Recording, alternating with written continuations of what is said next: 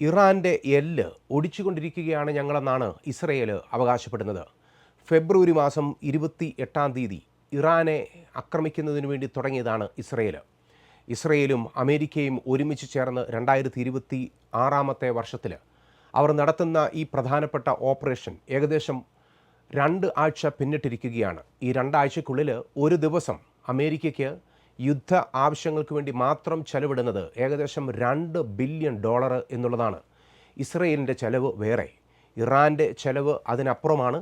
ബാക്കിയുള്ള രാജ്യങ്ങളെല്ലാവരും അവരവരുടെ രീതിയിൽ അവർ പേയ്മെൻറ്റ് നടത്തേണ്ടതായിട്ടുണ്ട്. എന്തിന് സാധാരണക്കാർ നമ്മളുടെ പോക്കറ്റിൽ നിന്ന് പോലും പണം ഇറങ്ങുവാൻ തുടങ്ങി. പാചകവാതകത്തിൻ്റെയും ഗ്യാസിൻ്റെയും പെട്രോളിൻ്റെയും ഒക്കെ വില കൂടിക്കൊണ്ടിരിക്കുകയാണ്. യുദ്ധത്തിൻ്റെ പേയ്മെൻറ്റ് നമ്മളെല്ലാവരും നടത്തിക്കൊണ്ടിരിക്കുകയാണ് എന്നുള്ളതാണ് ചുരുക്കം. ഏകദേശം 1500ഓളം പേര് ഇതിനകം കൊല്ലപ്പെട്ടിരിക്കുന്നു. ഏകദേശം 15000ഓളം പേർക്ക് വിവിധ ആക്രമണങ്ങളിൽ വിവിധ രാജ്യങ്ങളിൽ അവർക്ക് പരിക്കേറ്റിരിക്കുന്നുവെന്ന് റിപ്പോർട്ടുകൾ പറയുന്നു. ഈ യുദ്ധം എങ്ങോട്ടാണ് പോകുന്നത്? ഇതിപ്പോഴെങ്ങാനും അവസാനിക്കുമോ? എല്ലാവരും ചോദിക്കുന്ന ഒരു ചോദ്യമാണ്. ഇറാനോട് ചോദിച്ചാൽ, അമേരിക്കയോട് ചോദിച്ചാൽ, ഇസ്രയേലിനോട് ചോദിച്ചാൽ ഇവരാരും ഇപ്പോഴെന്നും ഈ യുദ്ധം അവസാനിപ്പിക്കുവാൻ തയ്യാറല്ല എന്ന് ചുരുക്കമാണ്. ഇസ്രയേലിനെയും അമേരിക്കയെയും സംബന്ധിച്ചിടത്തോളം ഇറാനെ ആക്രമിക്കുക എന്ന് പറയുന്നത് അവരുടെ തന്നെ സുരക്ഷയുടെ ഭാഗമാണ്. അവരുടെ തന്നെ തകർച്ചയിൽ നിന്ന് പ്രതിരോധിക്കുന്നതിന് വേണ്ടിയിട്ടുള്ള ഒരു മാർഗമാണെന്ന് അവർ പറഞ്ഞിരിക്കുകയാണ്. ഇറാൻ്റെ നേതൃത്വത്തിൽ ഇസ്രയേലിന് ചുറ്റും വളഞ്ഞിരിക്കുന്ന വിവിധ പ്രോക്സി ആർമികളെ, അതായത് ഹമാസിനെയും ഹിസ്ബുള്ളയും ഒക്കെ നിർവീര്യമാക്കുന്നതിന് വേണ്ടി ഇറാനെ നിർവീര്യമാക്കണം എന്നുള്ളത് തന്നെയാണ് ഇസ്രയേലിൻ്റെ ആ ഒരു ആർഗ്യുമെൻ്റ് എന്ന് പറയുന്നത്. ലോകരാജ്യങ്ങൾ വിവിധ അഭിപ്രായങ്ങളിൽ നിലകൊള്ളുകയാണ്. ഇറാനുള്ളിലും വളരെ വ്യത്യസ്തമായിട്ടുള്ള അഭിപ്രായമുണ്ട്. ഈ ആക്രമണത്തെ ന്യായീകരിക്കുന്ന അനേകരുണ്ട്, ഈ ആക്രമണത്തെ അതിനെ പ്രതിരോധിക്കുന്ന അനേകരുണ്ട്. ലോകം മുഴുവനും ഈ ഒരു ആക്രമണത്തോടുള്ള ബന്ധത്തിൽ വിവിധ സ്റ്റാൻഡുകളിലാണ് നിൽക്കുന്നത്. അവർക്ക് നിലപാടുകളുണ്ട്. അതോടൊപ്പം തന്നെ ചില രാജ്യങ്ങൾക്ക് പ്രതിരോധത്തിന് വേണ്ടി അവരുടെ യുദ്ധക്കപ്പലുകളെല്ലാം റെഡിയാക്കി നിർത്തിയിരിക്കുന്നു. അവരുടെ യുദ്ധക്കോപ്പുകളെല്ലാം ഒന്നുകൂടെ മിനുസപ്പെടുത്തി ഏത് രാജ്യങ്ങളും, ഈ ഭൂമിയിലുള്ള എല്ലാ രാജ്യങ്ങളും അവർ സൈനികമായി ഉണർന്നിരിക്കുന്ന ഒരു കാലഘട്ടമാണ്.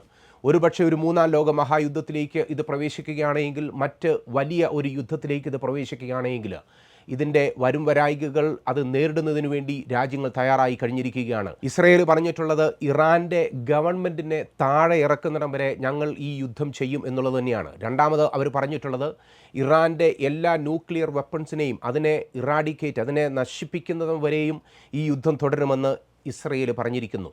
ഇങ്ങനെയാണ് ഇസ്രയേൽ പറഞ്ഞിട്ടുള്ളത്. With the actions taken so far we are breaking their bonds. Our aim is to bring Iranian people to cast off the yoke of tyranny that ultimately depends on them.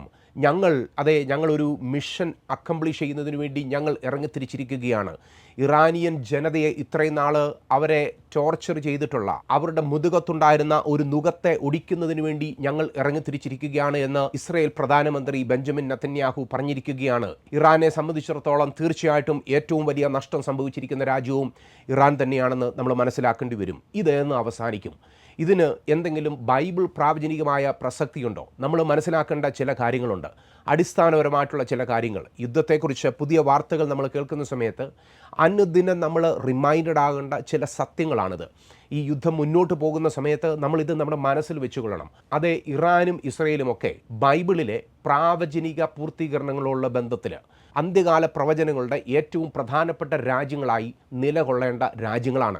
ബൈബിളിനെ സംബന്ധിച്ചിടത്തോളം ഈ രാജ്യങ്ങളെക്കുറിച്ച്, പ്രത്യേകിച്ച് ഇറാനെക്കുറിച്ചും ഇസ്രയേലിനെക്കുറിച്ചും വളരെ വ്യക്തമായ അഭിപ്രായമാണുള്ളത്. അഭിപ്രായം മാത്രമല്ല, ഉറപ്പുള്ള വചനങ്ങൾ, പ്രോഫസികൾ ബൈബിളിലുണ്ട് എന്നുള്ളത് നമ്മൾ മനസ്സിലാക്കേണ്ട കാര്യമാണ്. വിശുദ്ധ വേദപുസ്തകമാകുന്ന ബൈബിളിലെ പ്രധാനപ്പെട്ട ക്യാരക്ടേഴ്സായ എസ്തേറും ദാനിയേലും പേർഷ്യൻ രാജാവായ കോരശുമൊക്കെ ശുശ്രൂഷ ചെയ്ത സ്ഥലമാണ് ഇന്നത്തെ ഇറാൻ അഥവാ അന്നത്തെ പേർഷ്യ എന്ന് പറയുന്ന രാജ്യം. ബൈബിളിനെ ഈ പ്രദേശത്തെ ഏലാം എന്നും വിളിക്കുന്നുണ്ട്. ഈ രാജ്യം അന്ത്യകാലത്തുള്ള ബന്ധത്തിൽ പ്രിസർവ് ചെയ്യപ്പെട്ടിരിക്കുന്ന ഒരു രാജ്യമാണ്. അന്ത്യകാലത്ത് വളരെ വ്യക്തമായ റോളുള്ള രാജ്യമാണ്. അന്ത്യകാലം എന്ന് പറയുമ്പോൾ അതിൻ്റെ ഏറ്റവും പ്രധാനപ്പെട്ട ഇനാഗുറേഷൻ ഇവൻ്റ് എന്ന് പറയുന്നത്, ഏറ്റവും പ്രധാനപ്പെട്ട സംഭവം എന്ന് പറയുന്നത് 1948 മെയ് 14 അന്നാണ് ഇസ്രയേൽ എന്ന് പറയുന്ന ഒരു രാജ്യം ഈ ഭൂമിയിൽ, പ്രധാനമായും മോഡേൺ ഇസ്രയേൽ എന്ന് പറയുന്ന രാജ്യം, വളരെ ആയിരക്കണക്കിന് വർഷം പഴക്കമുള്ള ആ രാജ്യം, modern Israel, the state of Israel എന്ന് പറയുന്ന രാജ്യം സ്ഥാപിതമായത് എന്നുള്ളത് നമ്മൾ മനസ്സിലാക്കുന്നു. മെയ് മാസം 14 തീയതി 1948 മുതൽ അന്ത്യകാല സംഭവങ്ങൾ നടന്നു കഴിഞ്ഞിരിക്കുകയാണ്.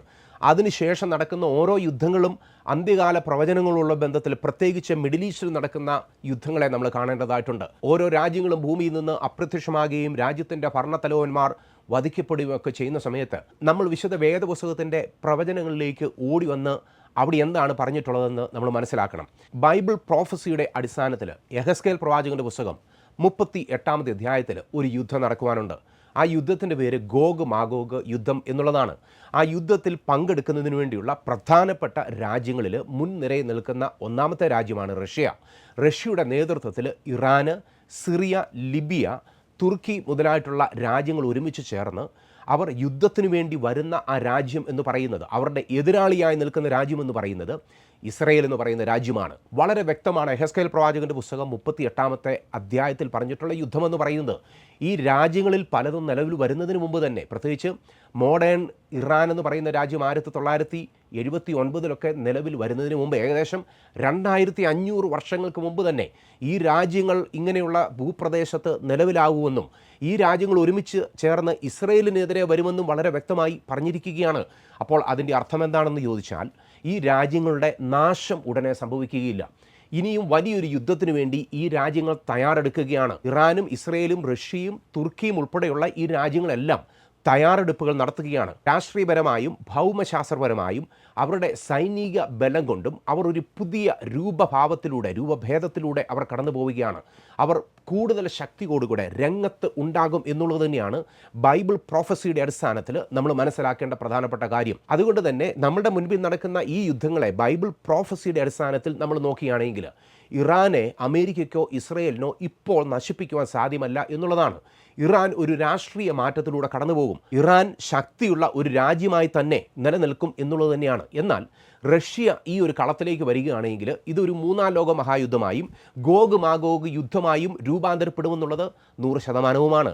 എന്നാൽ റഷ്യ സൈലൻ്റ് ആയിരിക്കുന്നിടത്തോളം കാലം ഇറാനെ സംബന്ധിച്ചിടത്തോളം ഒറ്റയ്ക്ക് നശിപ്പിക്കപ്പെടുന്ന രീതിയിലൂടെ, ആ ഒരു പ്രക്രിയയിലൂടെ ഇറാൻ കടന്നു പോകുകയില്ല. എന്നാൽ ഇറാൻ ഒരു നവീകരണത്തിലൂടെ കടന്നു പോവുകയാണ്. അടുത്ത ഗോഗ് മാഗോഗ് യുദ്ധത്തിന് മുന്നോടിയായി ഒരു രാഷ്ട്രീയ ഒരുക്കത്തിനു വേണ്ടി ഇറാൻ ഒരു ഒരുക്കത്തിലൂടെ കടന്നു പോവുകയാണ് എന്ന് മാത്രം വേണം നമുക്ക് ഈ യുദ്ധത്തിൽ നിന്ന് അനുമാനിക്കുന്നതിന് വേണ്ടി. ചുരുക്കം പറഞ്ഞാൽ പ്രോഫറ്റിക്കൽ യുദ്ധം അഥവാ പ്രാവചനിക യുദ്ധം എന്ന് പറയുന്നത് ഗോഗ് മാഗോഗ് യുദ്ധം അഥവാ 3-ാമത്തെ ലോകമഹായുദ്ധം റഷ്യയും ഇറാനും തുർക്കിയും എല്ലാം കൂടെ ചേർന്ന് ഇസ്രയേലിനെതിരെ വരുന്ന യുദ്ധമാണ്. ഇപ്പോൾ നടക്കുന്ന യുദ്ധത്തിന് പ്രവചനവുമായി ഡയറക്റ്റ് റിലേഷൻഷിപ്പ് ഇല്ല എങ്കിലും തീർച്ചയായിട്ടും ആ ഒരു ഡയറക്ഷനിലേക്കാണ്, പ്രോഫസി ഫുൾഫില്ലിംഗ് ഡയറക്ഷനിലേക്കാണ് ഈ യുദ്ധങ്ങൾ മുന്നോട്ട് പോകുന്നത് എന്നുള്ളത് നമ്മൾ മനസ്സിലാക്കണം. ഈ യുദ്ധം തുടങ്ങുന്നതിന് മുമ്പ് ട്രംപ് ഇങ്ങനെയാണ് പറഞ്ഞത്, ഇതൊരു എക്സ്കേർഷൻ പോലെ ആയിത്തീരും, ഒരു വിനോദയാത്ര പോലെ പെട്ടെന്ന് പോയി നശിപ്പിച്ചെല്ലാം തിരികെ വരാമെന്നാണ് ട്രംപ് വിചാരിച്ചത്. എന്നാൽ തീർച്ചയായിട്ടും ട്രംപിൻ്റെ കരങ്ങളിൽ ആണോ ഈ യുദ്ധം ഇരിക്കുന്നത് എന്നുള്ളത് സംശയമാണ്. ഇവിടെ തീർച്ചയായിട്ടും ട്രീറ്റുകൾ ഉണ്ടാകും. 2-3 രാജ്യങ്ങളും ഒരുമിച്ച് ചേർന്ന് സീസ് ഫയർ അഥവാ വെടിനിർത്തൽ നടത്തുകയാണെങ്കിൽ അതായിരിക്കും ഏറ്റവും നല്ലത്. ഇറാൻ്റെ സൈനിക ബലം ഒരുപക്ഷെ കെടുവാനുള്ള സാധ്യതയുണ്ട്. ഹിസ്ബുള്ളയും ഹമാസും ഹൂതികളുമൊക്കെ ഒരുപക്ഷെ അടങ്ങുവാനുള്ള സാധ്യത നമ്മുടെ മുൻപിലുണ്ട്. എന്നാൽ അതിനേക്കാളെല്ലാം പ്രധാനപ്പെട്ട ഒരു കാര്യമെന്ന് പറയുന്നത് ബൈബിൾ പ്രോഫസി നമ്മുടെ മുൻപിൽ ഫുൾഫിൽ ആകുന്ന സമയത്ത് അത് നമ്മൾ ഭയപ്പെടുന്നതിന് വേണ്ടിയല്ല, അത് നമ്മൾ പേടിച്ചു പോകേണ്ടതിന് വേണ്ടിയല്ല, അത് നമ്മൾ പ്രിപ്പയർ ആയിരിക്കുന്നതിന് വേണ്ടിയാണ്, നമ്മളെ ഒരുക്കുന്നതിന് വേണ്ടിയാണ്. യേശു കർത്താവിൻ്റെ രാജ്യം ഈ ഭൂമിയിൽ വരുവാൻ അത് സമയമായി എന്ന് നമ്മളെ അറിയിക്കുന്നതിന് വേണ്ടിയുള്ള പ്രിപ്പറേഷൻ വാറുകളാണ് ഇതൊക്കെ. ബൈബിൾ പ്രോഫസികൾ നമ്മുടെ മുൻപിൽ നടക്കുന്ന സമയത്ത് യേശു ക്രിസ്തുവിനോടുകൂടെ ചേർന്ന് നടക്കുവാനുള്ള ഒരു അവസരമാണിത്. നമ്മൾ ആത്മീയമായി ഉണർന്നിരിക്കുവാനുള്ള ഒരു അവസരമാണ്. ആത്മീയമായി പ്രാർത്ഥിച്ചുണരുവാനും നമ്മൾ കർത്താവിൻ്റെ വരവിന് വേണ്ടി നോക്കി പാർത്തുകൊണ്ട് വിശുദ്ധിയെ തികയ്ക്കാനുമുള്ള ഒരു കാലഘട്ടമാണിത്. അതായത് തീർച്ചയായിട്ടും ദൈവമക്കളെ സംബന്ധിച്ചിടത്തോളം, ബൈബിളിനെ ബിലീവ് ചെയ്യുന്നവരെ സംബന്ധിച്ചിടത്തോളം ഇതൊരു പ്രിപ്പറേഷൻ ടൈമാണ് എന്നുള്ളത് നമ്മൾ മനസ്സിലാക്കുന്നു. നിങ്ങളുടെ ജീവിതത്തിൽ യേശുക്രിസ്തുവിനെ രക്ഷിതാവായി ഇതുവരെ സ്വീകരിക്കുവാൻ ഒരു അവസരം ലഭ്യമായിട്ടില്ലെന്നുണ്ടെങ്കിൽ ഈ ഒരു കാലഘട്ടം കഴിഞ്ഞു പോകുന്നതിന് മുമ്പ് അത് ആ തീരുമാനത്തിലേക്ക് നിങ്ങൾ എത്തിച്ചേരണം. ഒരൊറ്റ പ്രാർത്ഥന നിങ്ങൾ ഇപ്പോൾ പ്രാർത്ഥിക്കുകയാണെങ്കിൽ പോലും യേശുക്രിസ്തുവിനെ നിങ്ങളുടെ ഹൃദയത്തിലേക്ക് സ്വീകരിക്കുവാൻ സാധ്യമായി തീരും. ആദ്യമായി ചെയ്യേണ്ട കാര്യം, നിങ്ങളൊരു പാപിയാണ് എന്ന് അംഗീകരിക്കുക. പാപമോചനം നൽകുന്ന യേശുക്രിസ്തുവിനെ നിങ്ങൾ നിങ്ങൾക്ക് ആവശ്യമാണ് എന്ന് നിങ്ങളുടെ ഹൃദയത്തിൽ ബോധ്യപ്പെടുക. രണ്ടാമതായി, യേശു ക്രിസ്തു നിങ്ങളുടെ പാപങ്ങൾക്ക് വേണ്ടി മരിച്ചു എന്നുള്ളതിനെ വിശ്വസിക്കുക. മൂന്നാമതായി, യേശു ക്രിസ്തു നിങ്ങളുടെ കർത്താവെന്നും രക്ഷിതാവെന്നും നിങ്ങളുടെ നാവ് കൊണ്ട് ഏറ്റുപറയുക. ഇത് ചെയ്തു കഴിഞ്ഞാൽ നിങ്ങൾ രക്ഷിക്കപ്പെടും, പുതിയ സൃഷ്ടിയായിത്തീരും. പുതിയ സൃഷ്ടിയായി കഴിഞ്ഞാൽ യേശു ക്രിസ്തുവിൻ്റെ നിത്യരാജ്യത്തിൽ നിങ്ങൾക്കും യേശു ക്രിസ്തുവിനോടുകൂടെ, യേശു ക്രിസ്തുവിൻ്റെ മക്കളോടുകൂടെ വാഴുവാനുള്ള അവസരമുണ്ടാകും. ആകയാൽ നാം കാത്തിരിക്കേണ്ടത്, നോക്കിയിരിക്കേണ്ടത് യേശു ക്രിസ്തുവിൻ്റെ രാജ്യത്തിന് വേണ്ടിയാണ്, യേശു ക്രിസ്തുവിൻ്റെ ആഗമനത്തിന് വേണ്ടിയാണ്. ക്ഷീണിക്കും